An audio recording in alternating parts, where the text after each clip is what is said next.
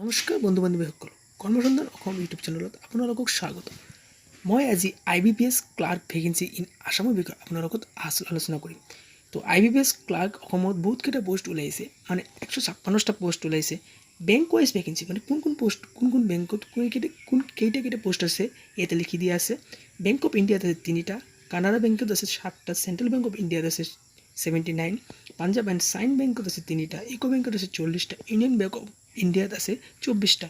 আৰু এই পোষ্টটো আপোনালোকে এপ্লাই কৰাৰ কাৰণে এজ লাগিব 20 ইয়াৰ্ছৰ পৰা 28 ইয়াৰ্ছলৈকে। ইয়েছ ৰিলেক্সেশ্যন হ'ল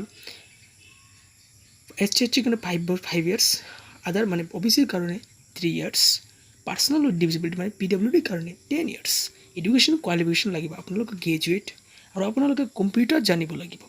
আপোনালোক গ্ৰেজুৱেশ্যনৰ লগতে আপোনালোকক কম্পিউটাৰ জানিব লাগিব। আৰু আপোনালোকে যিটো ষ্টেটত এপ্লাই কৰিব এই ষ্টেটৰ আপোনালোকে লেংগুৱেজটো লিখিব জানিব লাগিব আৰু পঢ়িব জানিব লাগিব।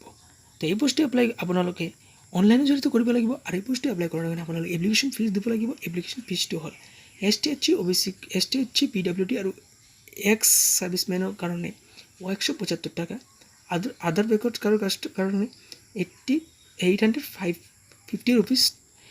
আৰু এই আপোনালোকে অনলাইনটো ক্ৰেডিট বা ডেবিট কাৰ্ডৰ জৰিয়তে কৰিব পাৰে।